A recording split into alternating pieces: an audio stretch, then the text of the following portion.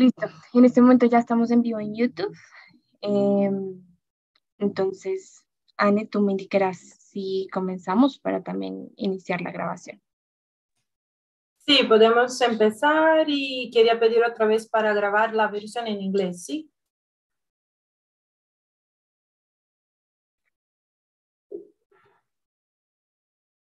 Hola, hola, buenos días, buenas tardes a todos y a todas que están aquí con nosotros hoy para más un webinar de otra ciencia abierta en América Latina. Ya existe, es un gusto estar con ustedes. Y bueno, para empezar quería presentar un poco la idea de esos eventos que justamente nosotros sabemos que la ciencia abierta es una tendencia bastante fuerte entre instituciones académicas, instituciones de investigación y que en general el discurso dominante está más cercano a otras perspectivas distantes, lejanas del contexto latinoamericano. Entonces, esa serie de eventos busca traer experiencias uh, en enseñar nuestra larga tradición en ciencia abierta, en apertura de conocimiento y promover una reflexión de cómo podemos sumarnos a ese tipo de movimiento, ¿no? Quería compartir con ustedes que en las últimas semanas hemos participado de 2 eventos y que las grabaciones están en línea, si quieren pueden buscar, ¿no? En Brasil hemos participado de Publishing Trends de la Asociación Brasileña de Editores Científicos con 2 actividades. Un panel sobre experiencias que buscan ampliar la idea de acceso abierto en América Latina, relatos de experiencias empíricas, y también una conferencia que se llamó Rechazando la ciencia abierta tecnocrática.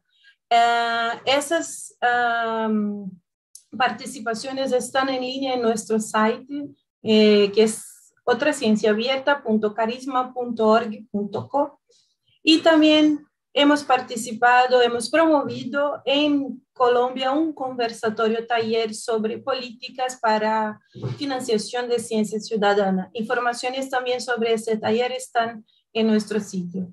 Bueno, entonces para empezar hoy, estamos trayendo un tema sobre otros espacios de producción de conocimiento e innovación.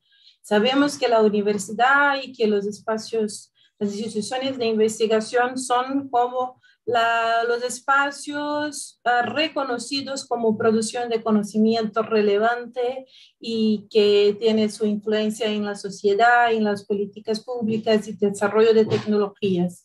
Hoy queremos compartir experiencias que traen, que amplían esa visión y que traen otros actores a la producción de conocimiento e innovación.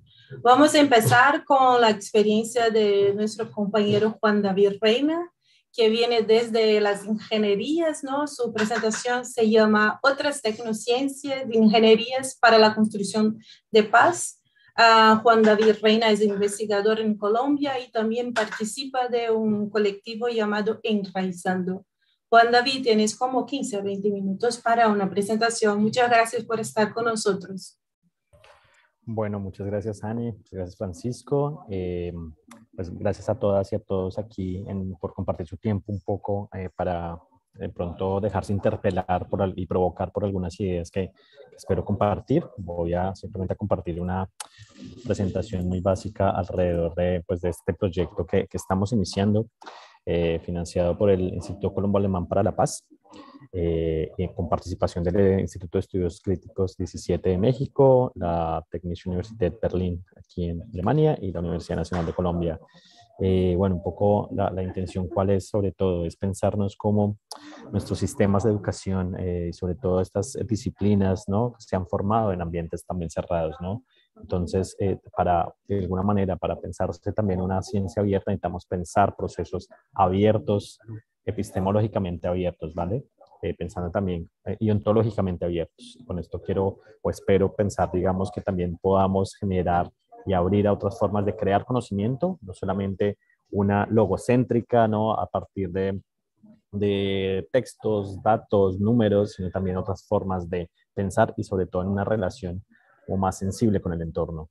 Normalmente en ingeniería, yo tengo formación y doctorado en ingeniería y lo que hemos visto un poco en estos procesos es que tenemos una tendencia muy fuerte a trabajar como encerrados, ¿no? Como ausentes de todo contexto, despolitizados, despolitizadas, e incluso pues pensando mucho solo en un artefacto, pero no en las implicaciones de ese artefacto. Entonces, un poco aquí el equipo que me acompaña y del que hago parte, pues están investigadores de la Universidad Nacional de Colombia, ilustradoras como Andrea Hernández y personas como Lucía Álvarez y André Valle de la Universidad Técnica de Berlín. Un poco entre estos contextos, un poco tres países, nos pensamos cómo podemos pensar en salir de la ingeniería militarista, que digamos que se crea, ¿no? En el siglo desde siempre, digamos, la idea militar de la ingeniería y que supuestamente se abandona en el siglo XVIII con la ingeniería civil, pero finalmente sí creemos que continúan unas lógicas, ¿no? Unas prácticas militaristas jerarquizantes, ¿no? Patriarcales, allí en esta formación de ingeniería que lo vemos en los currículos, lo vemos en los cursos, lo vemos en las maneras de cómo se plantea la disciplina como tal y que como no cambian. Uno puede irse de contexto alrededor del mundo o en los cursos de ingeniería y básicamente son los mismos. ¿No? Entonces es como, ¿cómo es posible que pensamos la técnica desde un mismo lugar? Y al final quizás trayendo esta idea de que solo tenemos una técnica, es como que solo hay una técnica y ha sido la dominante, esta idea pues quizás monotécnica o monotecnológica de Occidente, ¿no?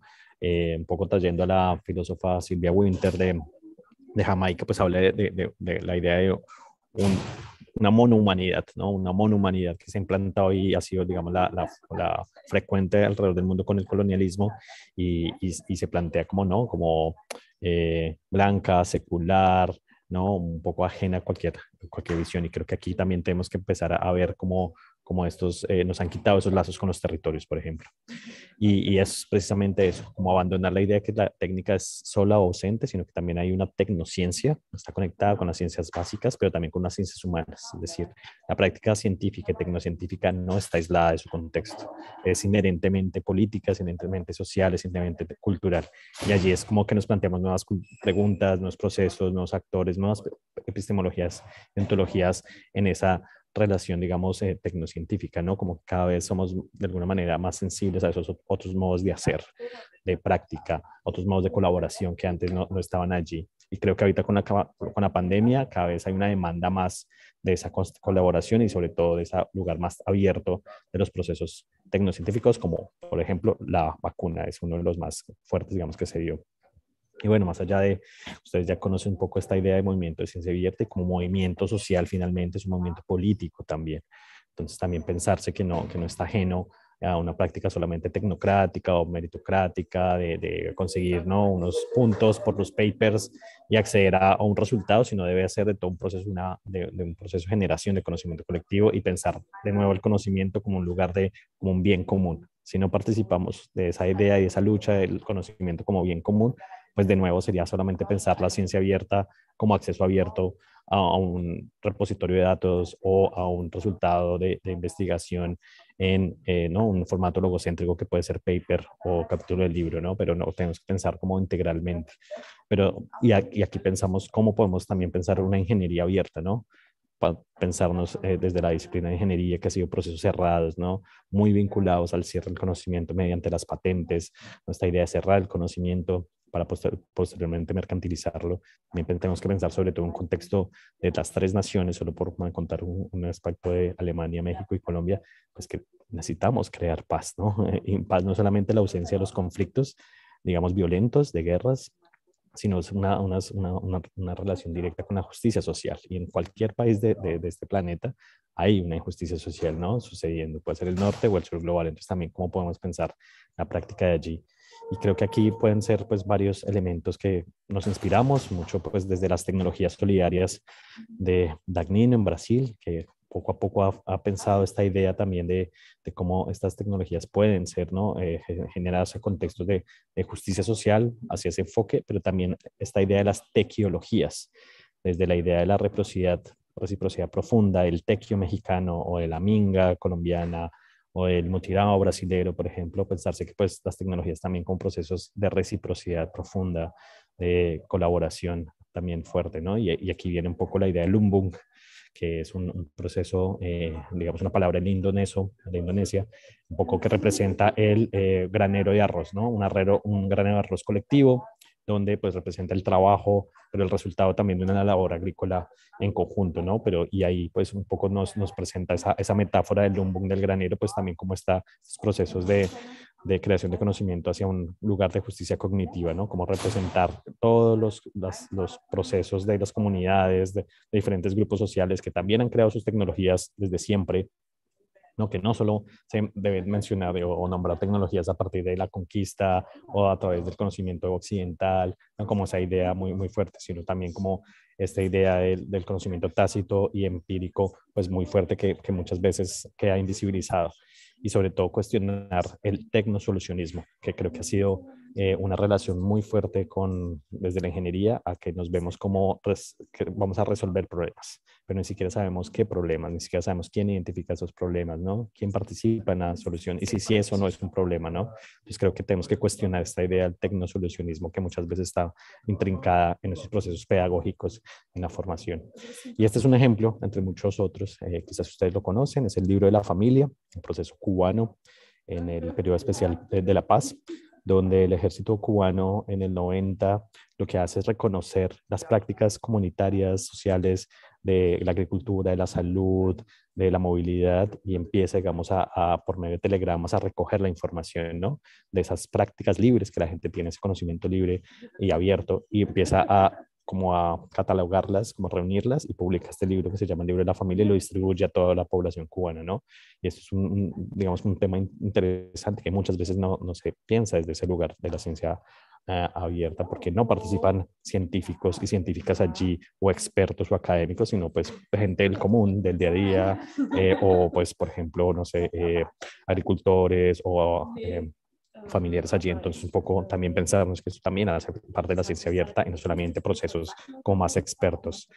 Y bueno, acá ya un poco les conté un poco esta idea del nacimiento del contexto militar de la ingeniería como disciplina, pero que también todavía tiene esas trazas del etos militar colonizador, ¿no? En muchos lugares. Como primero llegamos a los territorios a colonizar es a través de proyectos de infraestructura donde los y las ingenieras tienen allí un punto muy fuerte, ¿no? Entonces, un poco como lo dice Bessilint, que es un autor de los estudios de paz, pues el ingeniero, la ingeniería es sofisticado en la creación de la tecnología, ¿no? Como que nos enfocamos allí, pero poco sofisticados en la comprensión de cómo se va a utilizar esa tecnología y qué implicaciones tiene, ¿no? Como que también ahí siempre hay un lugar de excusa también de no, pero yo solo creé la tecnología, pero no respondo por cómo se usa. Y creo que es necesario dar también esa idea de que eso también significa abrir la ciencia y la responsabilidad de la disciplina y los y las ingenieras en esos procesos y que lo hemos hecho en América Latina bastante pues tiempo, como que se cuestiona mucho también y no se da por hecho. Y allí, pues desde hace muchos años hemos empezado a pensar con otros colegas, sobre todo de América Latina, esta idea de las ingenierías comprometidas, ¿no? Como comprometidas con una justicia social, comprometidas con unas praxis emergentes, no solamente teorías, sino unas prácticas que nos ponen, digamos, de una manera dialéctica a pensar y a repensar y a cambiar un poco todos estos procesos del diseño y, digamos, la generación de sistemas sociotécnicos, ¿no? Y un poco también la cuestión del desarrollo, ¿no? Cuestionamos la idea del desarrollo lineal, tecnodeterminista. Entonces, un poco eso es lo que hemos trabajado y lo que estamos ahora en el contexto de Colombia, en el marco de la implementación del acuerdo de paz, es cómo estas ingenierías, estos procesos pedagógicos deben aportar también a ellos. Debemos estar allí también, de alguna manera, generando y cambiando unas prácticas también culturales y materiales allí en los territorios, ¿no? Y sobre todo pensando cómo podemos, a partir de unas cátedras de paz que se deben crear en las universidades, pensar también unos cursos o un curso abierto, ¿no? De educación abierta para la generación de paz desde la ingeniería, ¿no? Como el actor, el estudiante, la estudiante de ingeniería o de las ciencias aplicadas, ciencias básicas, pues también es alguien que puede allí complementar y generar procesos de transformación. Y esto es lo que estamos haciendo con este proceso que estamos iniciando hace un mes. Estamos realizando una revisión de literatura pues, abierta, que queremos como compartirla, digamos, con todas estas diferentes discusiones que se están venido dando en diferentes regiones del planeta, a nivel local, regional e internacional. Vamos a hacer unos diálogos regionales e internacionales con actores que trabajan en este tipo de proyectos en los territorios, no solamente adentro de las universidades, sino en esa interacción. Vamos a hacer una sistematización de experiencias locales y la creación de un curso abierto pues, en una plataforma libre, de tal manera que las universidades o otro tipo de experiencias no institucionales también puedan tomar elementos y utilizarlos en sus procesos de creación, pues de alguna manera sociotécnica. Entonces, sobre todo que no solamente es pensar en vivir en paz, digamos, a nivel social, sino vivir en paz con el planeta y vivir en paz también con nosotros mismos y nosotras mismas, que también son dimensiones que muchas veces no se piensa en estos procesos. Y ya pues una conversación que también queremos dejar abierta, pues hacemos parte de esta revista, el colectivo editorial de esta revista, de la Revista Internacional de Ingeniería, Justicia Social y Paz, que no, pues también está abierta. Digamos que todo el proceso allí, el acceso abierto lo tiene y hemos siempre dado esa discusión. Estamos ahorita en un proceso de cómo pensarnos también la revisión abierta, que es un reto mucho en estas prácticas científicas y que ahora, por ejemplo, tenemos un nuevo llamado, que es este que tenemos acá, hasta el 21 de noviembre, por ahora, y se llama Presentes y Futuros de las Soberanías Tecnológicas, precisamente abordando esta idea de lo que es, pero también de lo que puede ser esta idea de soberanías tecnológicas en plural.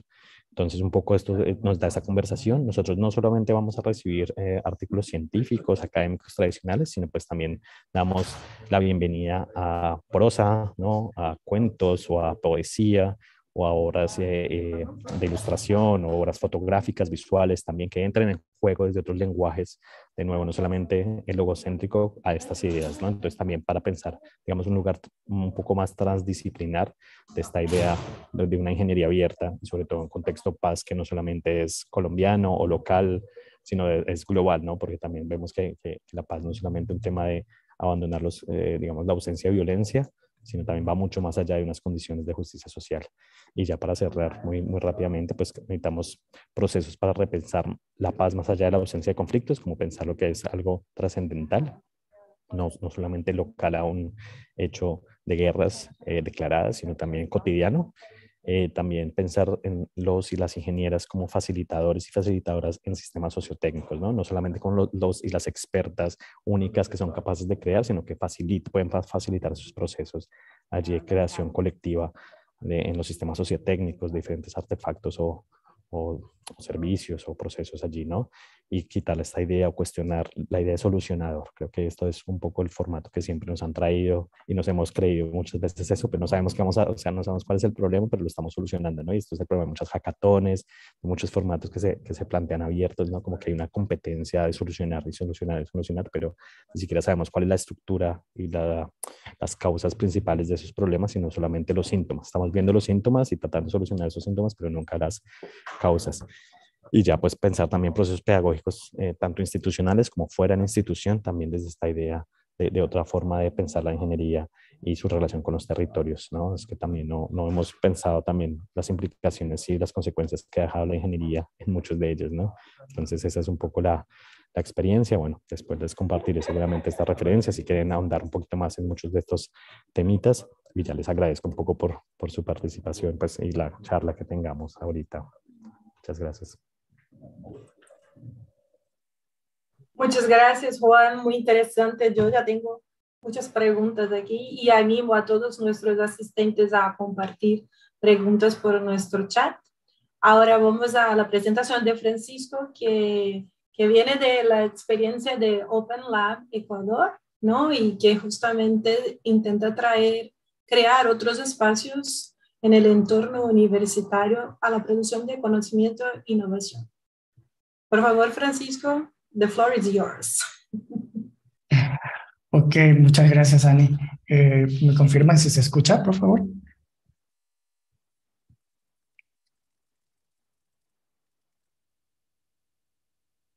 Ok.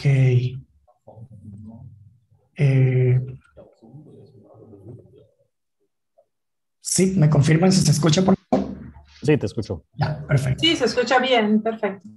Ya, voy a compartir la pantalla. En este momento pensé que no me escuchaban. Ok. Bien. Yo quiero empezar contándoles un poco acerca de qué es el Open Lab, la Fundación Open Lab, qué hacemos y bueno, cómo surgimos, ¿no?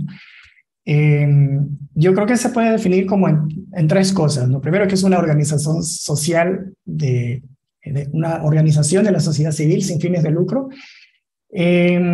y que en esencia tiene como dos ejes que nos mueven. En principio, promover la cultura abierta y la cultura digital, y apoyar a las comunidades de la cultura abierta en sus procesos de dinamización. Las comunidades como actores importantes en un ecosistema de innovación, ¿no? De innovación social. Bueno, nosotros empezamos como colectivo allá por el 2020, un colectivo formado por un grupo de personas que con cierta frecuencia nos veíamos en un espacio muy dinámico que había en la ciudad de Quito, donde se hacían muchas actividades, con mucha frecuencia. Y se fue tejiendo una red de personas con distintas motivaciones en el marco de la cultura digital y la cultura abierta, ¿no? Sobre software de código abierto, datos abiertos, humanidades digitales, videojuegos, wikimedistas, bueno, y que nos veíamos con cierta frecuencia y porque podíamos hacer actividades en ese lugar, ¿no?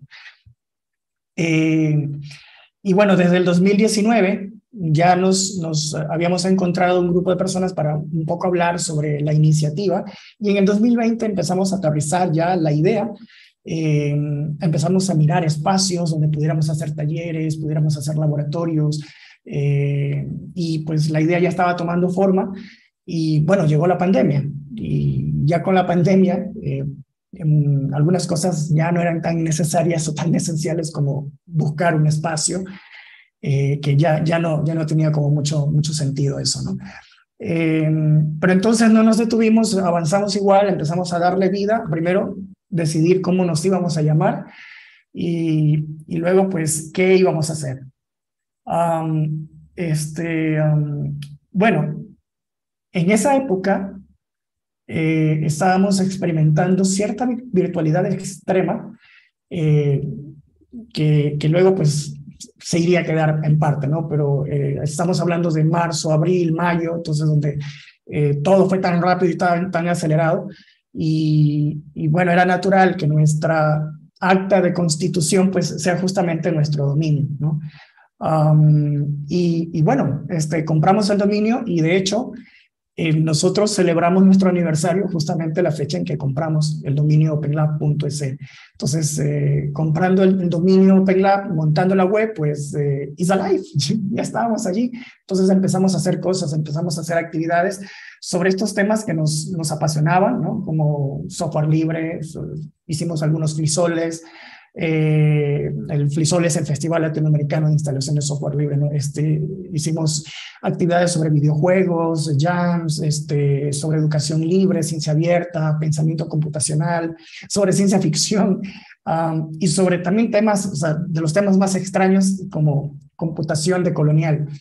Y luego, mirando hacia atrás, después de un año, nos dimos cuenta, pues, que habíamos realizado un montón de actividades sobre los distintos temas. De hecho, si ahora nos ponemos a mirar, pues hemos hecho más de 160 actividades que vendrían a ser, según los cálculos, como una actividad por semana, lo cual es bastante, o al menos para mí es bastante, porque nunca había estado en un ritmo como este, ¿no? De todo el equipo.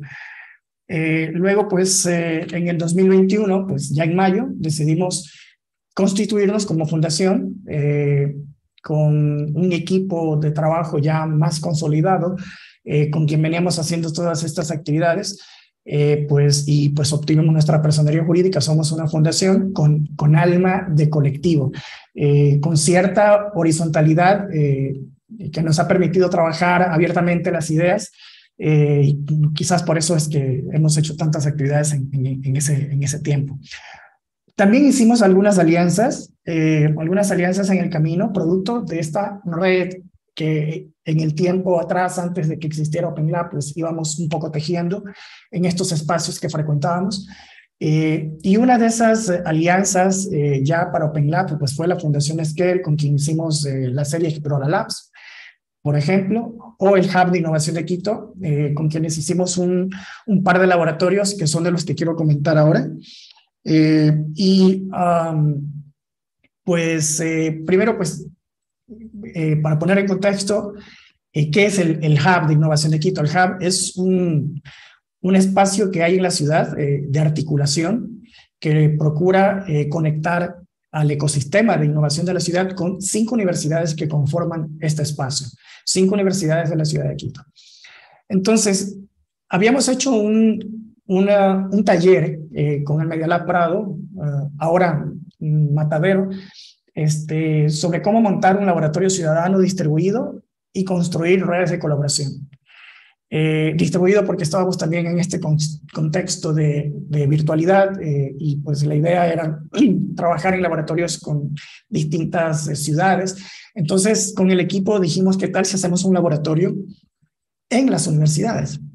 Y entonces con esta alianza que teníamos del Hub de Quito, pues propusimos hacer este laboratorio, pues que fue muy bien acogido, pues y pues aquí el objetivo era motivar a la comunidad universitaria de estas 5 universidades para que hagan sus propuestas de proyectos que puedan resolver alguna problemática inherente de estas universidades, ¿no? Entonces, un poco haciendo la analogía de lo que sucede en un laboratorio ciudadano, ¿no?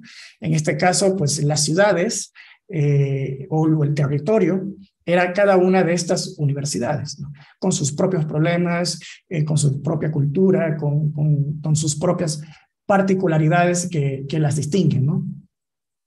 Y entonces, pues, debíamos de partir con unos ejes temáticos. Para esto, bueno, usualmente se hace un taller, se hace un proceso participativo, pero no había el tiempo, entonces ya había una información levantada por los delegados de cada universidad, ¿no? El Hub tiene como un órgano directivo y un órgano ejecutivo y cada uno de estos tienen un delegado de cada universidad. Entonces ellos ya tenían levantadas estas necesidades o estos ejes, digamos, y sobre estos pues lanzamos una convocatoria en la que tuvimos 32 propuestas de las 5 universidades. Entiendo, según la gente entendida del tema aquí en el país, que en Ecuador sería el primer laboratorio ciudadano en una universidad que se hace. Entonces, todo era nuevo realmente y tuvimos 32 propuestas de docentes, de estudiantes, de investigadores, de personal administrativo, de las 5 universidades, de las cuales seleccionamos 10. Pues las otras que no fueron seleccionadas no se marcaban tantos en problemáticas de la universidad, de la comunidad universitaria, que ese era el objetivo, sino que miraban problemas afuera. Entonces, no porque eran malos las propuestas, sino porque no se adaptaban al objetivo, ¿no? Y de esas 10, pues 8 llegaron al final, o sea, 2 desertaron y nos quedamos con 8 propuestas con las que se trabajó y se hizo todo el proceso. Para esto, pues se hizo también, como lo indica la metodología, pues una convocatoria de colaboradoras y tuvimos como 150 y pico de personas que querían sumarse a colaborar a los proyectos que se habían seleccionado. En principio, los 10 proyectos, ¿no?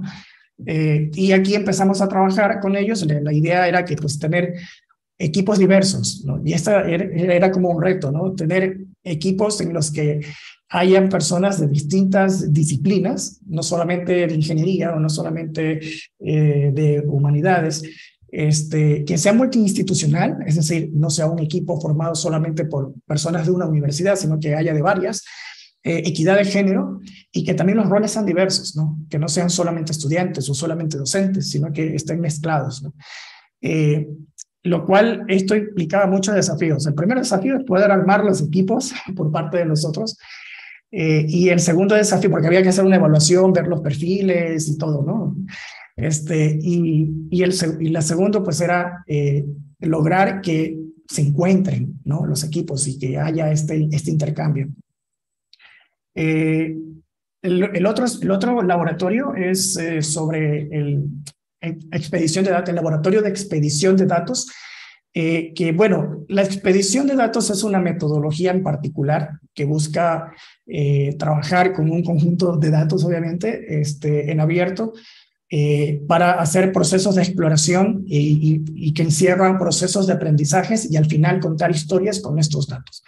Entonces, queríamos aplicar esto, pero en clave de laboratorio.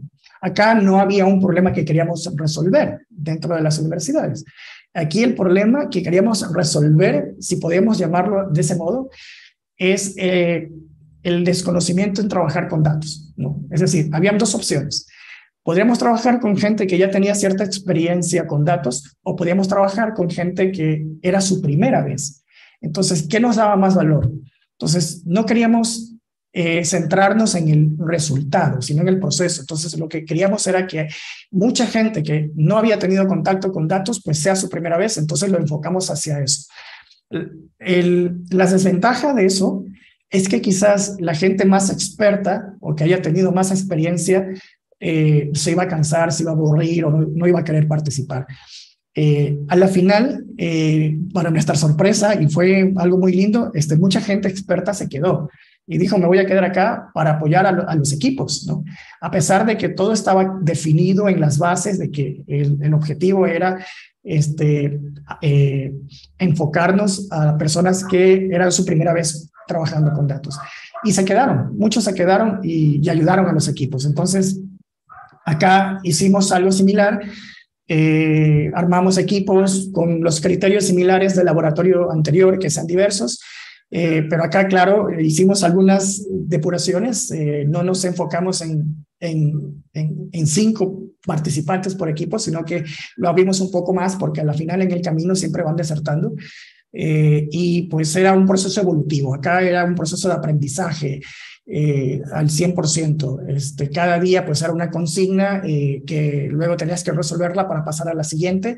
No había aquí concursos, no era esto un hackathon. Aquí la idea es que todos aprenden y todos presentan al final sus trabajos, sus historias y su proceso de aprendizaje, ¿no? Y bueno, esto fue una experiencia muy, muy linda. Y bueno, ya casi para cerrar, yo diría que el camino que vamos transitando ahora, el cual nos llama mucho la atención y por el que vamos a seguir, son las comunidades, el apoyo a las comunidades. Hemos hecho alianzas este año con algunas organizaciones para poner atención a la importancia que tienen las comunidades como espacios fértiles de conocimiento, donde las universidades quizás no pueden lograr, digamos, la universidad formal, ¿no? No como lo planteaba Juan David, que es otra lógica totalmente distinta. La universidad formal no lo puede dar, porque la tecnología, hablamos de comunidades tecnológicas, avanzan más rápido de lo que puede avanzar un peso, ¿no? Y tradicionalmente estos son espacios donde el conocimiento está fresco, ¿no? Y fluye de manera libre y abierta.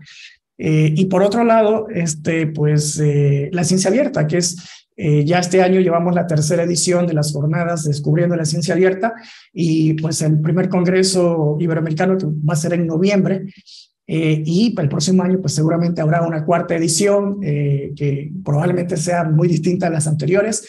Pero este es el camino de la divulgación, como dice Saray Córdoba, la importancia de la divulgación y la difusión de la ciencia abierta en todos los espacios, ¿no? Y pues eso es lo que estamos haciendo y pensamos que es muy importante para lo que se viene también el siguiente año, que es empezar a trabajar más con las universidades en este punto, ¿no? Hay mucho por hacer allí. Y la posibilidad de que en el plan de acción de gobierno abierto que se está trabajando, que está en todo el proceso ahora, todavía no se definen cuáles son los compromisos que van a quedar, pero hay uno que nosotros ingresamos que tiene que ver con la ciencia abierta y que tiene que ver con la forma como se evalúa la ciencia, tomando un poco como modelo, como ejemplo, las experiencias en Brasil. Y vamos a ver si a la final termina siendo un compromiso, y si es así, pues pues sería muy interesante para el país. Y pues respecto al tema de las comunidades, pues seguir haciendo alianzas, para fortalecer las comunidades, también no solamente con el sector público, sino con las universidades también y con el sector privado, que parece que esto también está tomando mucha relevancia en el país en este año, y para el próximo pues promete mucho más. Entonces esto era lo que yo quería contarles, y no sé, aquí ya podemos conversar. Sí, muchas gracias, Francisco, por tu presentación. Yo quiero animar a nuestros participantes a poner sus preguntas en nuestro chat, ¿no? Yo sé que al principio la gente se pone un poco tímida, pero después aparecen preguntas. Yo quería hacer una primera pregunta a ustedes, porque me parece que las dos presentaciones tienen como punto común la universidad, ¿no? Y en la presentación de Juan David, yo me quedé pensando, si tenemos ese entrenamiento tan fuerte, ¿no? De esa monocultura un poco, y de esa monotécnica, ¿no? Quizá podrías compartir un poco de tu recorrido, de otros compañeros tuyos, ¿no? De cómo un científico que está tan entrenado ahí, o cómo una disciplina puede empezar a hacerse más abierta a esas otras sensibilidades y a esos otros entornos, porque realmente vemos que es una cuestión de sensibilidad, ¿no? De tener otro tipo de experiencias. Y en nuestras conversaciones, como grupo que está intentando pensar esa otra ciencia abierta, estamos escuchando cada vez más la idea que tú también tocas, ¿no? De facilitadores, de mediadores, ¿no? Tú propones que los ingenieros no son personas, los solucionadores de problemas, pero podrían ahí en esta otra sensibilidad trabajar más como facilitadores. Quizá podrías compartir un poco con nosotros tu experiencia. Y a Francisco quería preguntar, porque me parece muy interesante que en el Hub de Innovación de Quito se suman 5 universidades, ¿no? ¿Cómo fue esa experiencia de trabajar desde una perspectiva de laboratorio ciudadano en una universidad, ¿no? ¿Qué apoyos han tenido, qué obstáculos han tenido como una universidad que se interesa por hacer una experiencia similar a de ustedes podría empezar? ¿Empiezo o empieza Francisco? Bueno, si quieres empiezo yo, ya para cambiar. Bueno, pero dos cosas primero. El Hub de Innovación de Quito tiene un directorio, ¿no? Un directorio que está conformado por las vicerrectoras de cada universidad. Si por ahí no hay apoyo, pues ahí quedó, lo cual sí hubo y ha habido durante este tiempo. Luego, el otro órgano que yo decía, que es el órgano ejecutivo también, ¿no? Entonces, por ese lado, habiendo esa apertura, entonces el resto es proponer. Entonces se propuso y ya al momento de empezar a trabajar al interior, pues una cosa es que las autoridades pues te den luz verde, y otra cosa es cuando ya empiezas a entrar en lo profundo y ver cosas como, por ejemplo, cómo hacer que se difunda las convocatorias dentro de las universidades. Tienes que empezar a conectar con las unidades de comunicación de cada una de las universidades para que te ayuden a difundir.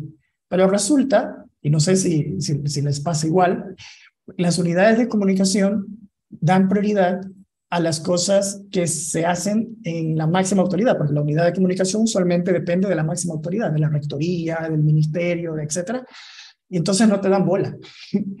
Entonces, ese fue un trabajo arduo que hizo un colega, Cristian Guayasamín, que se encargaba justamente de eso. Nos reuníamos con cada una de las unidades y él establecía esa conexión. Ya. En algunos casos funcionó, en otros era necesario hablar con la rectora, la vicerrectora y decirle, por favor, ayúdenos, y pues daba una orden y se hacía. Ya. El primer tema, cómo comunicar, más allá de nuestras redes sociales, que las universidades difundan a sus bases de datos de estudiantes, de docentes y demás, ¿no? Dentro de sus propios procesos. Eso es lo uno. Y lo otro es ya colaborar, trabajar.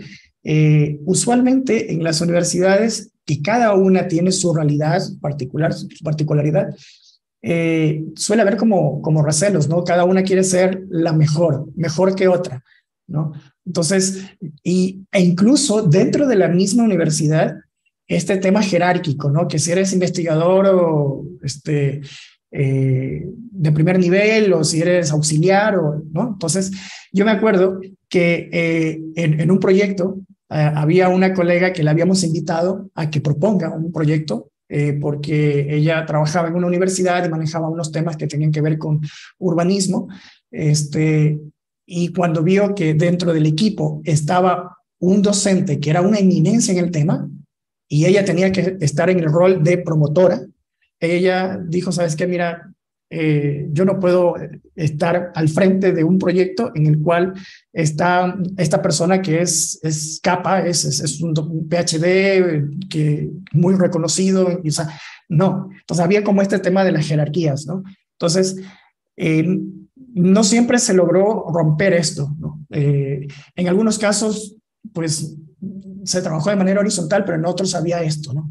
Entonces, esas digamos que somos como las dos cositas que tuvimos que un poco ir enfrentando, encontrando y ver cómo resolvernos. Entonces, ahí lo dejo para seguir.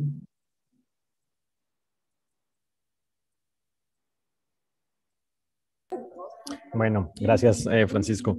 Yo quisiera compartir un poco ese recorrido que ha sido un poco más desde, bueno, una práctica crítica en la ingeniería, porque yo me gradúo, sin embargo, siempre ha habido una relación de las universidades públicas en Colombia con los movimientos sociales, ¿no? Reconocemos que la universidad pública se da por las luchas históricas de los movimientos sociales y les debemos a ella la existencia de la misma, ¿no? Entonces también ahí uno pues reconoce también como estudiante, como profesional, pues evidentemente su rol político, no abstracto, no individual, sino miembro de un colectivo responsable y una sociedad y un país, digamos que también depende esta institución, ¿verdad?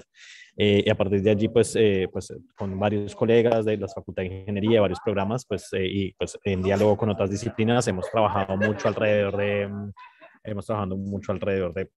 eso, con otras disciplinas, con facultades de ciencias humanas, de ciencias sociales, incluso de artes, ¿no? Y reconociendo también que deben existir diálogos, ¿no? Multidisciplinarios dentro de la universidad, pero también transdisciplinarios fuera de ella, con otras epistemologías, con otros saberes, y no, digamos, enquistados en nuestra experticia y en esas normas o esa monocultura, pues, que se emplea y digamos que se mantiene, ¿no? Entonces, un poco ser crítico frente a ello.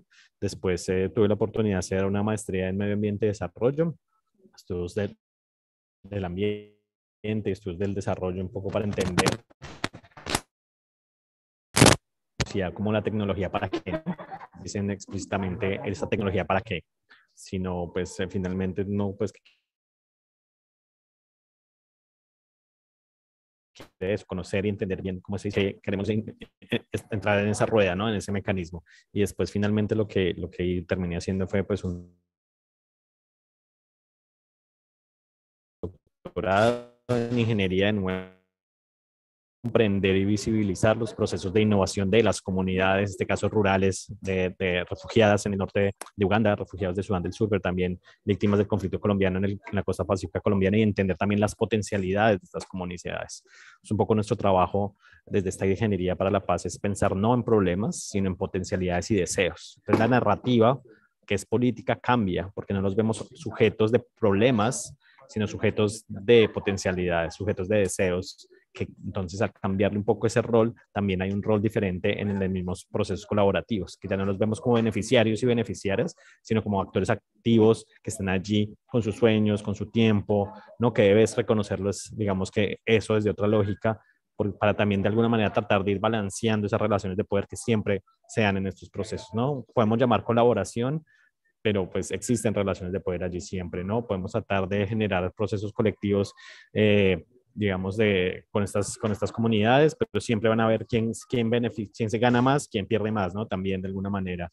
Y eso muchas veces no es tan reconocido porque muchas veces pensamos en que estoy beneficiando a esta comunidad, que estamos haciendo procesos de innovación social y con eso es suficiente, sino que también cómo podemos seguirnos preguntando y seguirnos, digamos, siendo críticos frente al cómo se hace, ¿no? Y sobre todo y esto nos enseña un poco los estudios de paz, de acciones sin daño, de la acción sin daño, ¿no? que como nosotros también mejor no hacer una acción que hacer una acción que pueda producir un daño, no solamente un daño material, también puede ser un daño emocional, un daño intelectual, un daño, ¿no? A muchas dimensiones. Entonces también reflexionar si actuamos o no, que también está bien. El no actuar también es una opción también en diferentes contextos.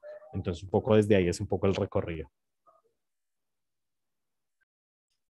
Muchas gracias, Juan. Incluso yo quería hacerte otra pregunta ya con ese tema del daño, porque en tu presentación también has hablado del conocimiento tácito, ¿no? Y has dado, por ejemplo, el ejemplo del libro ahí de prácticas del lar, ¿no? De la casa, no me acuerdo bien, del cubano. Entonces, a veces hay proyectos que tienen que ver con la memoria, que codifican, ¿no?, ese conocimiento tácito y transforman justamente en un producto, en un artículo, un libro, cualquier cosa. ¿Tú has visto o tiene alguna preocupación especial como una reapropiación de eso cuando el conocimiento tácito se convierte en codificado? Porque esa ciencia abierta que es más tecnocrática está siempre trabajando por encima de productos, ¿no? De artículos, de libros. Entonces, ¿ves algún daño posible en la codificación de esos conocimientos tácitos?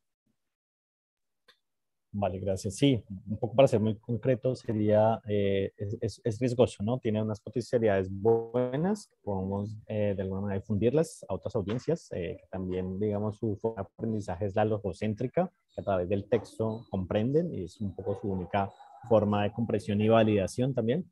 Sin embargo, también podemos desestimular muchas otras formas epistemológicas, ¿no? Orales, por ejemplo, ¿no? Entonces, en ese caso, ¿cómo pensar que muchas comunidades afro en Colombia o indígenas han usado la oralidad precisamente como mecanismo de comunicación de sus conocimientos, es decir, de su ciencia?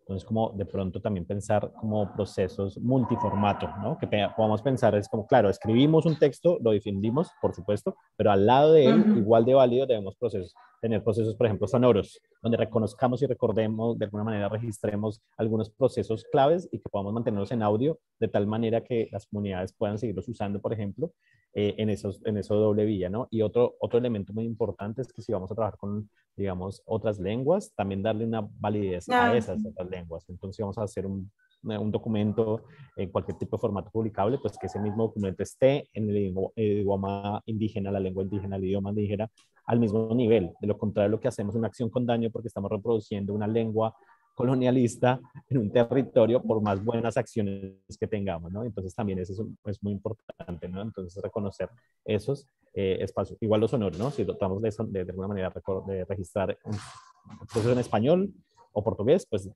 hacer el mismo esfuerzo para que esté igualmente registrado en el idioma indígena que queramos para dinamizarlo, para que también puedan utilizarlo en sus procesos propios, ¿no? Un poco serían esos elementos. Sí, he visto eso en tu trabajo sobre tecnologías para abrazar el sol, justamente que están lado a lado dos lenguas, ¿no? Bueno, entonces ya estamos cerca de nuestro término. Quería una pregunta última a Francisco, que tengo aquí del chat, que, bueno, dice, felicitaciones por la iniciativa. Me interesa saber cuál es el alcance que tiene Open Lab Tech a nivel Latinoamérica, cuál es el alcance que les gustaría tener, considerando las dificultades de expansión, y si consideran interactuar con otras comunidades para alcanzarlo. Viene de Nicolás Pallopoli. Ok, gracias Nicolás por la pregunta, que me resultó curiosa e interesante. A ver, veamos. No sé si nosotros tenemos alcance en América Latina, probablemente sí, pero las comunidades de software libre, para ellas es natural tener un alcance que sale más allá de su país. De hecho, hay un evento que es el FLISOL, que se hace todos los años, ya va por la 18ª edición, si no me equivoco, que se hace en cada país. Entonces, necesariamente e inevitablemente las comunidades de tecnologías de código abierto estamos conectadas. Entonces, nosotros sí estamos en diálogo con algunas en Colombia, en Argentina, en México, no con todas, pero estamos en ese proceso, pero digamos, como un proceso natural, ¿no? Y claro, nos encantaría pues conectar con más comunidades y con más organizaciones que estén apoyando a las comunidades para unir esfuerzos, ¿no? Porque la problemática no es solamente en Ecuador de que no se vean a las comunidades como actores importantes del ecosistema, las comunidades tecnológicas, sino que también pasa en otros países de América Latina. Hay unos que están más avanzados que otros en este tema y hay otros que no, ¿no? Por otro lado, cuando nosotros pensamos en las jornadas Descubriendo la Ciencia Abierta, en el 2019, desde la Red de Investigación de Conocimiento Libre, lo pensábamos como un proceso de divulgación en el país, ¿no? Y hacerlo virtual, ¿no? Hacerlo virtual porque igual queríamos que quede grabado y que luego se pueda seguir, ¿no? Siendo visto, pero lo pensábamos en función del país. Pero ya con la pandemia, a pesar de que ya habíamos pensado hacerlo de manera virtual, pues también pues, fue una cosa natural.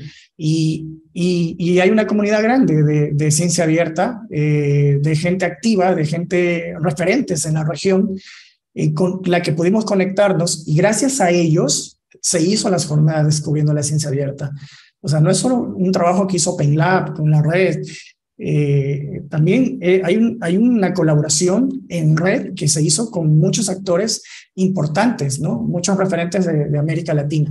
Entonces, de alguna manera también estamos conectados con la región en este ámbito de la ciencia abierta. De ahí que decidimos hacer el Congreso. El Congreso también se está haciendo con colegas compañeras de la región. Bueno, nosotros yo creo que vamos a seguir en esa línea y capaz en algún momento nos toque cambiar, que yo no sea OpenLab Ecuador, sino OpenLab Latam o OpenLab Iberoamérica o qué sé yo, o simplemente OpenLab. Eso para responder tu pregunta, Nicolás. Gracias. Gracias, Francisco. Bueno, nosotros no tenemos más preguntas del chat y tenemos un poco un compromiso de que ese formato sea más cortito, ¿no? Entonces quería saber si ustedes tienen alguna pregunta, algún comentario más. Y si no, terminamos por aquí nuestra sesión de hoy. Francisco quiere hacer unas últimas palabras. Creo que nuestro amigo Juan cayó su conexión. Sí, bueno, no, agradecerte, Anne, por la invitación y también al equipo de La Otra Ciencia Ya Existe, a Fundación Carisma, a Juan Pablo Alperín por la invitación y nada, pues nosotros estamos prestos para seguir colaborando en estas dos cosas que nos mueven también, de fomentar las comunidades locales de nuestros países, de desterrar la idea de que una ciudad inteligente es una ciudad que está llena de aparatos y de automatización y demás, que a lo largo de mi carrera de informático, pues estos momentos de la tecnología donde surge una nueva cliente-servidor, no sé qué, no sé cuánto, lo único que ha servido es para vender tecnología y vender tecnología que se produce afuera, no para desarrollar el talento local. Y una ciudad inteligente, pues es eso, es una ciudad que tiene talento digital desarrollado localmente, produciendo tecnología para su ciudad. Eso. Entonces, hacia eso apuntamos y en eso estamos apoyando. Y pues también seguir colaborando en los temas de ciencia abierta. Muchas gracias, Francisco. Cuenta con nosotros todo que podemos colaborar, ¿no? Desde también conviviendo con nuestros obstáculos, pero también con nuestro ánimo. Aquí estamos, ¿no? Bueno, entonces terminamos la sesión de hoy. Y quería invitarles a la próxima, será sobre cambio climático y la participación ciudadana, más allá de donantes de datos. Y tenemos dos experiencias, una con Alan Yu, que va a contarnos sobre ciencia ciudadana, cambios climáticos y participación, conectando redes para un conocimiento común. Y Francisco Arauz, que va a contarnos del proyecto Centinelas Comunitarios, Investigación, Acción para la Transformación. Sin más, terminamos hoy y nos vemos 10 de noviembre en el mismo horario. Muchas gracias a todos y buenas tardes. Muchas gracias. Chao, chao, hasta luego.